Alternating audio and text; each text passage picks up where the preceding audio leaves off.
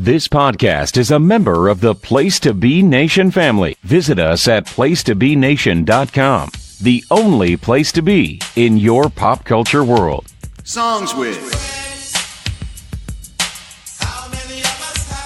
Songs with. Songs with. Songs with. Songs with. Place to Be Nation, welcome to episode 26 of Songs with Friends here on the Place to Be Nation pop feed. My name is Steve Williams, and joining me once again is my co-host Kelly. Kelly, how are you?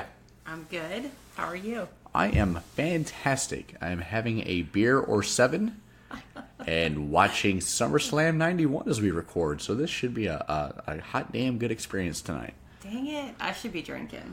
You should. Put down the L8 one and pick up a later one if you smell what the Steve is cooking here. All right. This week we have a very special song request, which we'll be starting off with. Friend of the show, Stacey O'Loughlin, hit me on the old DM via Twitter and personally put in a request. And when someone, the statute of Stacey, makes a request, damn it, you listen. Because Stacey knows my heart, and she knows that I love songs that are low-key innocent, but high-key about fucking. And this is one of those songs. This is C'est La Vie, as performed by Bewitched in the year of our Lord, 1998. Now, this song was released on the album Bewitched, released in 1998, as I said. Excuse me. I'm not real familiar with the song. It's a song I've heard mentioned several times. But I'm not, this whole scene kind of missed me. I won't say I was above pop music in 98, but I was more the NSYNC, Britney Spears, more mainstream kind of stuff. You can't say you were above pop music then. Is this band, where are they from? That's a fantastic question. They're clearly not American. They're Irish. As seen, we should have guessed that by the river dance in the music video. Oh man, that video. Woo. It was something. The hoot was confirmed. The color scheme in that video was very Teletubbies. Are you familiar with this song? No, I'd never heard it at all. Yeah, I've heard it. I don't know if it's in the Place to Be chat that I've heard it mentioned, but I definitely, I do converse with some younger folks online, above 18, of course. My goodness, Steve. But yeah, no Feinstein here. But yeah, I'm thinking that. I've just heard it in passing, but never actually heard the song. I saw a lot of people covered it. Like, I think I found was it a Bob Seger? Did you say Bob Seger? Yes. No, Bob Seger had another song called C'est La Vie. Oh, is it Go Different? Yes, it's a completely unrelated song. Well, I didn't listen to it, so I saw that, and I was like, oh, so he's covering their song. Okay, now I'm not a music expert. Thank you for pointing that out, Steve. Can you imagine a world where Bob Seger covers Bewitched? Well, it's not about him covering that band. It's like maybe, he didn't know. B***witched. And Bob Vila says, you know what? I want in on some of that. That's hilarious. Okay, well, there I learned something. I found it, and I was going to listen to it, and then I just never got around to it. The plans change. I get it. And so I was like, oh, let me listen to this, and then you know how that goes. Now, the Bob Seger song has several different titles. The original title of that is You Can Never Tell, which sounds sketchy. And then is also called Teenage Wedding. It's a song written by Chuck Berry and then covered later by Bob Seger. Huh, okay, sorry. Don't listen to me. It's all good. Plans change. All right, moving right along here. Let's get into the lyrics of a song that I never heard until 2 weeks ago. It starts with a spoken word piece, and I usually don't do these, but this one was just weird enough that I felt the need to point it out. Mm-hmm. Very Irish lass says, some people say I look like me dad. What? Are you serious? That's how you start off your launch single, is some people say I look like me dad. Yeah, it was weird. Spoken. So then she says, I said, hey boy, sitting in your tree. Mommy always wants you to come for tea. Don't be shy, straighten up your tie. Get down from the treehouse sitting in the sky. Oh my. Do you have an interpretation of this, Kelly? Well, no, I really don't. This is just, to me, it's almost just mumbo jumbo at this point or whatever. All right. So she sees the boy sitting in a tree house, if you will, I'm assuming. Mommy always wants you to come for tea. I think that she is Mummy in the situation, like a come to daddy type scenario. Oh, gosh. Don't be shy. Straighten up your tie. Like, present yourself. Don't be shy. Step to me, please. Okay. Get down from the treehouse sitting in the sky. Don't you look down on me, damn it. You come to me. And you pitch whatever you're thinking to me. You're probably right. Maybe. I don't know. Let's see. I want to know just what to do. She's a submissive gal. Ooh. Is it very big? Is there room for two? Oh my goodness. I've got a house with windows and doors. I'll show you mine if you show me yours. So this was obviously children's music with the idea of, hey, you show me your treehouse and now you show you my actual house. I think, low key, the windows are the breast and the doors are vagina. Oh my God, Steve. I was thinking it was more like bragging. You have a treehouse. I have an actual house. Come see this shit.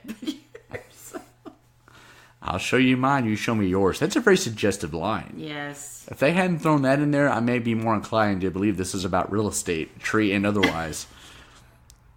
I'll show you mine if you show. I think everyone's probably heard that at some point in their life. I don't know who you talk to, ma'am. I don't run in those circles. Oh, okay. See? All right. Gotta let me in. Let the fun begin. I'm the wolf today. I'll huff, I'll puff, I'll huff, I'll puff, I'll blow you away. I think away was a word that was thrown in there by standards and practices. I think this was I'll huff, I'll puff, I'll blow you. Yeah. It's kind of like the Dewey song. The Dewey Cox. In my dreams you're blowing me. Some kisses. Yeah. That's exactly what happened. They were like, if we throw away in there, no one's going to think this is dirty. Perhaps. Say you will, say you won't. Say you'll do what I don't. Say you're true. Say to me, c'est la vie. Kelly, what does c'est la vie mean? Like such is life. I looked it up. Yes, that's why I pitched you there, because I'm a podcast professional. Such is life. Say you're true. Say to me, such is life. Like, say you're true, but fuck up. Because, hey, it's life. Yeah, it's a weird thing to say. Say you're true and then such is life. Because such is life to me is just kind of like like, whatever happens. I don't know. And that is kind of the more European attitude about everything, is my understanding. So, you know what, plans change, it's okay. Yeah. Whereas here, people are more uptight about that kind of thing. Yeah. In the culture at large, of course. Of course. So then it gets weird. Do you play with the girls? Play with the boys? Do you get lonely playing with your toys? Oh my God. Kelly, what do you think this lyric is about?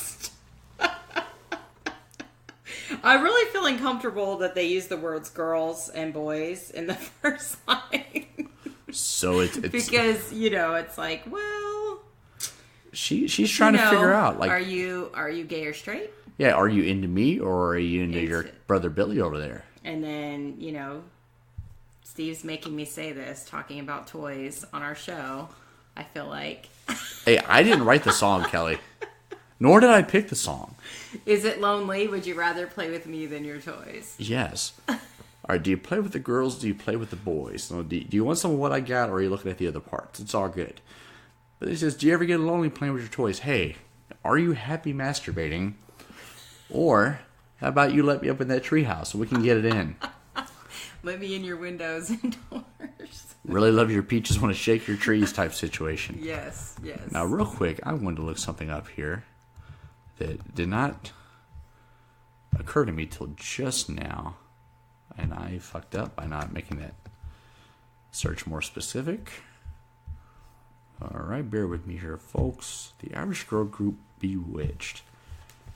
I'm just going to click on a random member of this group. 1979. So she would have been, December 1979. She'd have been 18 when the song hit. Yep. So yeah, these were girls barely old enough to be singing about masturbation. This is way more questionable than it should be. We have some siblings here. Yes, they're even the Wikipedia is the same picture. I thought I clicked the wrong one twice. Oh yeah, they're all right about 19, 20 years old at the time. Except for this one, the old one, the fucking Andrea of the group, was 25. Oh, wow. That's a big age difference. It is. At that time. You know what I mean? Like, 18 to 25, that's a big, like, life-changing shit going on.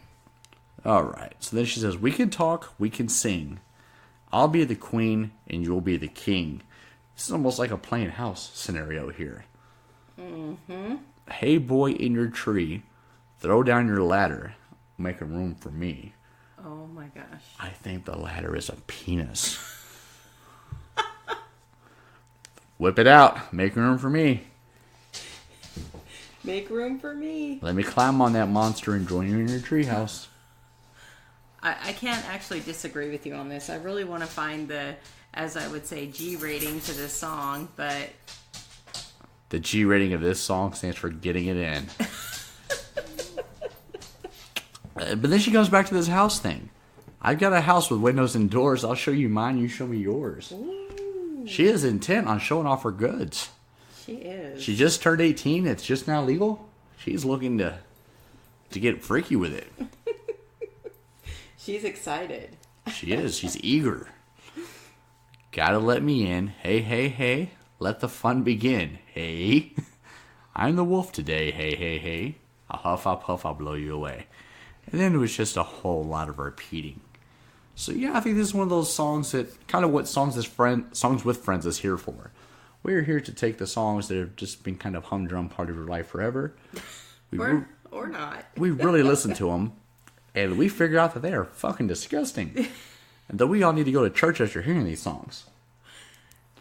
Remember when they used to have that the songwriters, it was not behind the music, but like they had that songwriters thing on, I think it was MTV or VH1, and they would like tell you what the song was about. Storytellers. That's what it was called. Jeez, you got a good memory. Could you imagine Bewitched on Storytellers? Yeah, that's what I'm wondering. Like, did anyone ever invite them on to talk about this? Well, she sits down with a studio audience. Well, some people say I look like me dad, and I like to fuck in tree houses. So we wrote a song about it. Here's C'est la vie. Yeah, it is a weird... I get that mentality of life. Well, I'm not like that, but such is life. A lot of people are like that. Some people are like that. Yeah. My goodness. Alrighty, well, we got through that song super quick. We did. We're going to take a quick break and hear about some of the other shows here on the Place to Be Nation. And we'll be right back.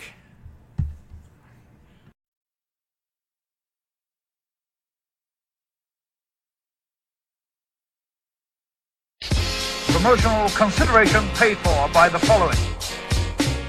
Place to Be Nations, JT Rosero and Chad Campbell here. We want to let you know that we have over 24 podcasts available on iTunes, Stitcher, Google Play, and PlaceToBeNation.com. We now offer them to you on two great feeds. On the Place to Be Nation Wrestling feed, we dive into topics running the gamut from today's WWE to the glory days of yesteryear and the ins and outs of the territory days. In addition to our full-length shows, we also deliver to you special pod blasts on topics old and new. The Place to Be Nation Pop Feed is a veritable treasure trove of great content, offering tremendous shows covering the land of movies, television, life, comics, and sports, brought to you by the most knowledgeable and insightful folks in the podcast world. You can find all of these current shows, plus archives of our previous podcasts over the past 8 years as well, by subscribing to our feeds on iTunes. And while there, be sure to rate and leave feedback as well. All of these shows, plus others available at PlaceToBeNation.com, where we cover pro wrestling, sports, movies, comics, plus in-depth stretch projects and more. Be sure to support our site by using www.placetobenation.com/Amazon while doing your online shopping. And be sure to join us at our forum at bigelow34.proboards.com for all sorts of wrestling, sports, and pop culture discussion each and every day, where you can make your voice heard. We also want to thank our friends at Bonehead's Wing Bar, ProWrestlingOnly.com, and thehistoryofwrestling.com. Be sure to follow us on Facebook, Twitter, Instagram, and Tumblr as well. PlaceToBeNation.com, the only place to be in your pop culture world. And welcome back to the second half of Songs with Friends. Let's talk about some of our other shows here on the Pop Feed. The Marvel Age Crew is back to wrap up the year that was 1970. Ginny and Miranda have returned with a new Geek and Sassy breaking down Doom Patrol Volume 1. On the newest installment of Sunday Groove, David is joined by Greg Phillips to discuss some hidden gems. Andy Atherton brings in a host of luminaries for the newest Great Debate, looking at sports and pop culture. Todd Weber brings us a pod blast to look at the premiere episode of Season 8 of Game of Thrones. The hard-traveling fanboys talk the power of Shazam in this month's Long Book Hunters. And then Andy is joined by Tim Capel to talk Ghostbusters in the 4th episode of Laugh-In Theater. I'm assuming that's the 80s Ghostbusters and not Ghostbusters 2 or Ghostbusters 2K15 or whatever, the all-women edition. Mm-hmm. I'm assuming this is OG Ghostbusters. Coming up at the end of May, the hard-traveling fanboys will be wrapping up their Hard Travelers for Hire series with a special giant-sized edition of the podcast. Greg and Nick will be joined by past guests for a retrospective look at the highs and lows of the Marvel Cinematic Universe, and they want your opinions. After you've seen Endgame, not before, not during, but after. Don't have your phone out in the middle of the theater tweeting, you little fucker. Send in your full ranking of the Marvel Universe movies from 1 to 22 to nickd@placetobenation.com. Again, that is nickd@placetobenation.com. The full composite rankings for Place to Be Nation will be revealed on the show, so get your ballots in to make your voice heard. Ballots are due May 16th, 2019. That's May 16th. And then over on the Place to Be Nation wrestling feed, Jeff Machado is back in the classroom and headed toward WrestleMania 6 in the much-needed 17th episode of Jeff Learns Wrestling. JT and Chad are back in the war zone and have moved into 1996, looking at Raw and Nitro from January 1st. In the premiere episode of Row 1, Seat 1, Ben Zani welcomed in the one and only Papa Hales to talk about his lifetime of experiences in attending live wrestling shows. Greg and Robert Silva popped in with a PTBN Network special, looking at some of their choices in the GWWE Tag Team Project. And in You Don't Know Billy Jack number 5, Drew introduces Jordan to the legendary Steamboat Savage WrestleMania 3 Clash. Over at PlaceToBeNation.com, 8 members of the staff took part in our all-time pay-per-view draft. This posted written piece includes full draft results, rosters, and strategy defenses from the drafters. Be sure to check it out and vote for your favorite draft. Don't vote for Jenny just because she's a girl. Yes, do. My God. Just kidding. Check out our social media pages and a message board over at www.bigelow34.proboards.com for information on joining our greatest WWE pay-per-view and TV match ever project. Get in on the conversation today and start researching your list. Alright, that will do it for the plugs. Let's get into the second half of the show now, which is a cover. This is Natalie Imbruglia. Kelly is just going full fucking anarchist over here. My goodness. Natalie Imbruglia covering Torn. Now, Torn was originally written in 1993 by Scott Cutler, Ann Previn, and Phil Tomali. And it was first recorded that year in Danish by singer Liz Sorensen. And then 2 years later by Cutler and Previn's American alternative rock brand Edna Swap. And then there are a couple other people that covered it too, but then Natalie Imbruglia, shout out to Jason Sherman, Natalie Imbruglia's debut single, Torn, in 1997, really just blew the son of a bitch wide open. Kelly, why did you pick this song? I'm so glad you covered all that, because I know I think I told Steve this before, and he was like, whatever. But anyways, actually the first time I heard this song was by Edna Swap. I had a friend that gave me that album, oddly enough, and so random, I guess. But so I knew the song before, and that's the version that I actually listened to for a long time. Then I resisted her version for a long time. But it's also a woman that sings the other version of it. Sounds kind of similar, to be honest. Have you ever heard it? I have not. So and this is awesome that you're bringing it. I saw the band before they were popular. I usually don't like those people. You know, those people that are like, I like this band until they're popular. But this just happens to be legitimately like one of those songs I did know prior to. So I was probably like, I think I was like 15 or something. And I used to listen to this song constantly, as I still do now when I really like a song. But I worked at McDonald's. This is back in my McDonald's days, and I would listen to this song when I was getting ready to go to work, like, all the time. So. Put your little silly visor on with your golden arches on it, your ponytail. Yes, my black jeans and my. Oh, we wore jeans. We were black dress pants while I worked at McDonald's. Oh, we were allowed to wear black pants, and they could be jeans. They gave us McDonald's issued slacks. Oh, no. See, I worked for a McDonald's owner. I think that was cheap. You also got free meals at McDonald's, and I did not. So I did. Shout out to the McSteve Deluxe back in 98. So anyways, I like this song. I'm surprised it took me this long to actually pick it. Because it is one of my favorite songs, I would say, of all time. All right. You like it, too. I do. It's a low-key banger. It's a low-key banger. All right, so let's get started. So she starts out, I thought I saw a man brought to life. He was warm. He came around like he was dignified. He showed me what it was to cry. Wow. No. I never really have thought about these lyrics, honestly, until the last week. And so it's kind of throwing me. But I don't know. I was just thinking at first, you're like, oh, what a guy. Like, he's dignified. But then the thought that someone teaches you to cry, like, probably means they broke your heart or hurt you, but I also believe that someone that does teach you that, it's a positive because you have probably felt love, so it's kind of a weird thing to think about somebody, but someone that does have that ability, I guess, that means you cared about him. Yeah, one word here changes the whole tone for me. He was warm, he came around like he was dignified, and then he showed me what it was to cry. It's like he pulled the wool over my eyes. I thought he was something more than he was, and now here I am crying on this record from Australia. As happens with love, so yes. Shout out to Stacey O'Loughlin again. Again. Okay, and then it has, well, you couldn't be that man I adored. You don't seem to care what your heart is for. So, he's heartless. He's, well, I think that's how we feel when someone hurts us, which it's hard to always think because sometimes people don't always make us, they're not telling us they're going to give us what they want, but then when they don't, we get mad. You know what I mean? So who knows? But in her eyes, this guy, he hurt her and he's not very loving. So what you got?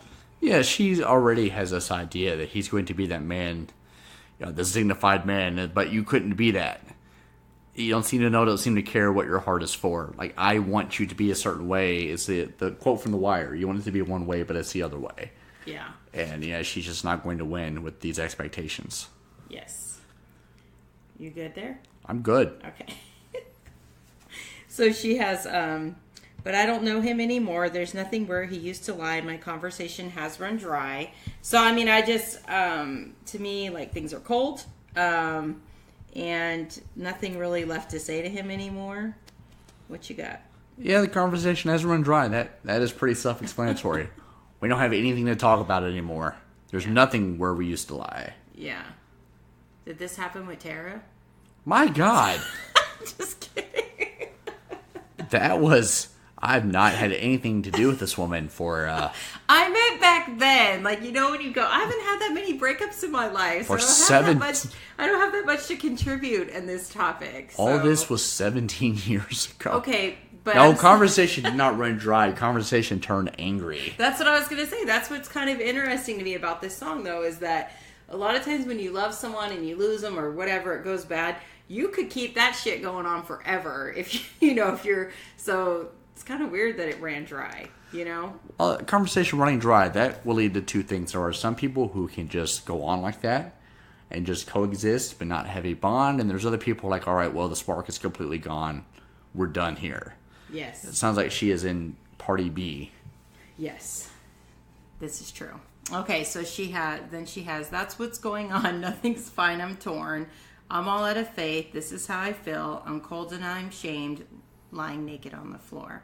And actually, I don't even know why, but I think it's being 15 and thinking like everything is so, I don't know what the right word is. Like, I feel like this with my daughter. She's 12 and they make everything like, seems like the end of the world, but it's really not. And I think that I was one of those 15-year-olds that just felt like, oh, life is sucky, and I listen to basically sad music all the time, and so I like this part of this song, but I really truly didn't have much to a lot of pain that I had experienced in life, but I really felt this part of the song for some reason, and I really have no justification for it. No, when I think about the summer of 1997, as the first memory that comes to mind is being in my room with no AC and watching this music video and hearing her hit the spot. That's what's going on. Yes. Just an amazing little piece of business there. So I'm going to share a story here with the listeners, as I do sometimes. This is why you came here. You didn't come for the song breakdown. You came for the fucking shenanigans. I know it. This is around 1998, I think, that this happened. Maybe 1999.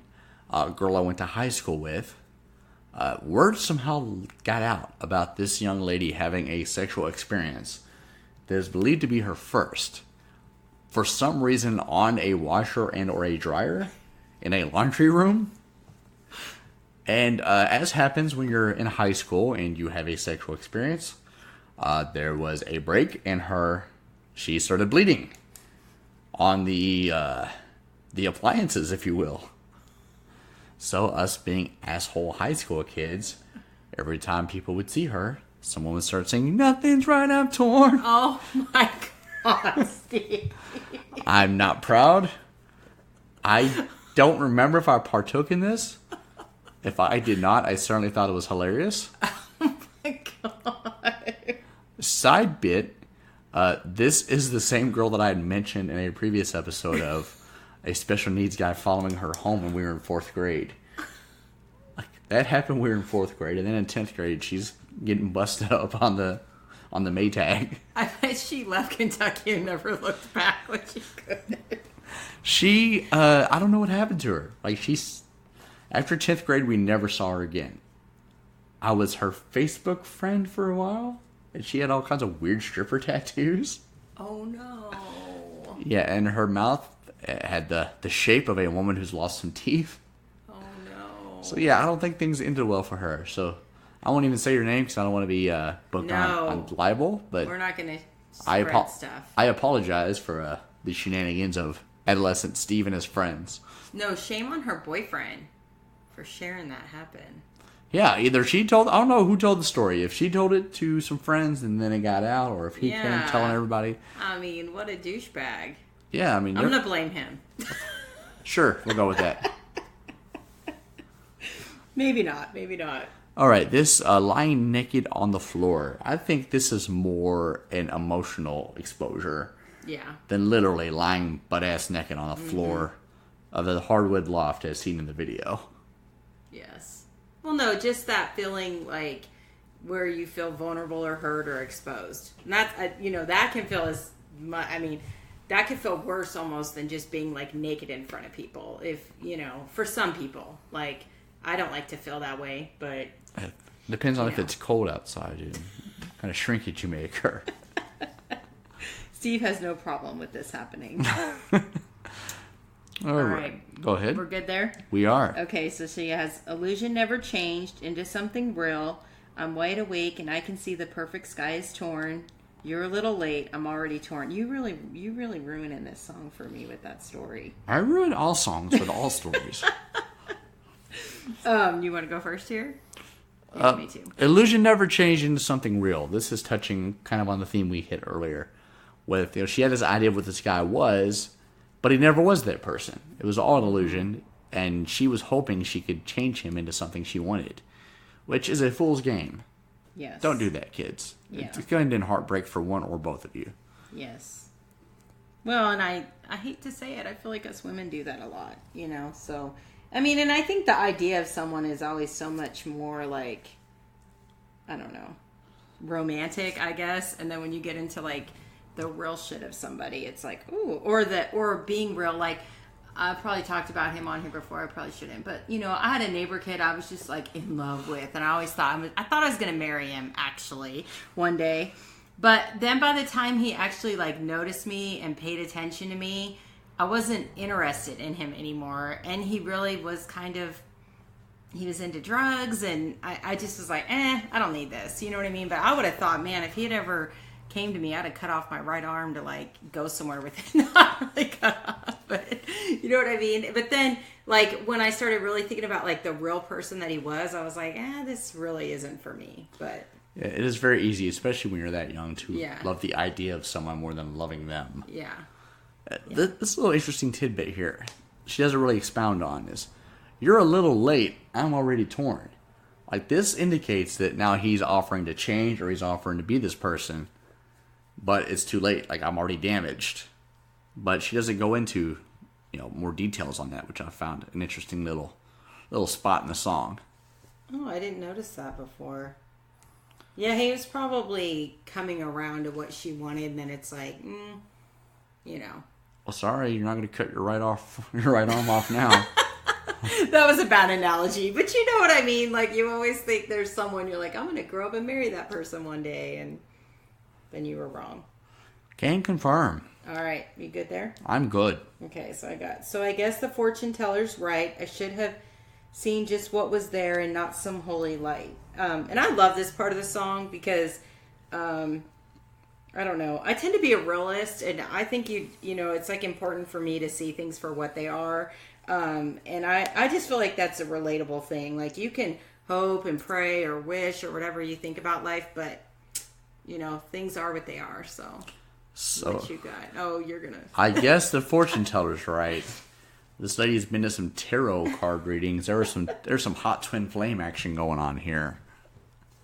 I should have seen what was there and not some holy light. Again, that is her just loving the idea of the person as opposed to the person. Yeah. I have nothing else to contribute there. Have you ever been to a fortune teller? No. Or ever had those cards read to you or nothing, huh? No. When I was like 10, I spent the whole summer in my house. I was like a latchkey kid that summer. Uh-huh. And that was the summer that the Psychic Friends Network infomercial hit. Yeah. So I saw Dionne Warwick and her homegirls trying to sell me pipe dreams of psychic action for a full summer back in 92. And yeah, the whole thing seemed foolish. I always had the idea of calling and then not paying the bill. Then telling them if they were real psychics, they would have known that was coming. You're ridiculous. Your parents would have been pissed if you called, I'm sure. Yes. Well, I have been to a couple of them with just like other people in situations, and yes, it's to me, it's kind of it's not for me, but whatever. It's what you want to take from things. So. All right. Okay, so we got, but you crawl beneath my veins, and now I don't care. I have no luck. I don't miss it all that much. There's just so many things that I can't touch. I'm torn. You want to go first? All right. When I was an edgy 15-year-old, I would walk around singing this song. Because that's what edgy 15-year-olds do, right? They sing Natalie Imbruglia. I said, I don't care. I have no luck. I don't really give a fuck. I thought I was so damn funny. No, I like this. You crawled beneath my veins. Getting under someone's skin is a common term, but getting beneath their veins, like they're really inside you. It's like deeper. Deep in your being. Like, I can't shake this man. He is not only under my skin, he's under my veins. Like, to cut someone off from under your veins, you're going to have to cut your own blood supply there. Yeah. And cut your own essence, your life being. So, yeah, it's just a fun thought. Wow. Fun thought. Cut your arm off. I'm just kidding. There's just so many things that I can't touch. I'm torn. She's dealing with this very complicated relationship that it's such a mess she doesn't even know where to start. Yeah. Yeah.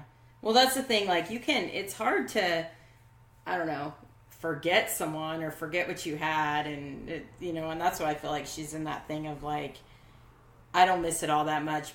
But she probably does, but she's just telling herself that because we all have coping mechanisms of some kind to try to like, get over someone or forget them or whatever. So I think that's just herself trying, she's trying to tell herself that even though that's not the truth. Then it's got just a bunch of, right, that's the repeating. Yeah, it's all repeats, so it's like. Yeah, well, there is one change where it goes, there's nothing where he used to lie. My inspiration has run dry. I think she hadn't said that before, but, but that's about it. All right, kids, that'll wrap us up for episode 26. Now, typically what we do here is we pick songs for next time. However, next time will be the 1-year anniversary of Songs with Friends. That's right, we made it a whole year without being canceled. Shout out to Todd for having faith in us. That's so fast. To not shit the bed here. So, we're doing something special for the Anniversario Special. Instead of picking a song, we're going to do our first ever live watch. We're going to sit down with, let's count them out here. I dropped my notepad here. 8. I believe so, but I want to confirm. 8 music videos we're going to watch by the greatest boy band of ours or any other generation. I'm talking Justin, Lance, JC, Joey, and Chris Kirkpatrick. You almost forgot him. I couldn't remember his first name. I'm talking NSYNC. We're going to live watch I Want You Back, Tearing Up My Heart, Drive Myself Crazy, Bye Bye Bye, It's Gonna Be Me, Dirty Pop, Girlfriend, and Gone. We're going to track Justin Timberlake and JC's their race to the top. They're jockeying for position. They're elbowing, they're nudging, trying to be the top dog in NSYNC. They're trying to be the number 1 man in the number 2 boy band. Yes. And it is just fucking fascinating. So, for Kelly, I am Steve. We will see you 2 weeks from now for the Songs with Friends Anniversario Special. And we will try to do better next time.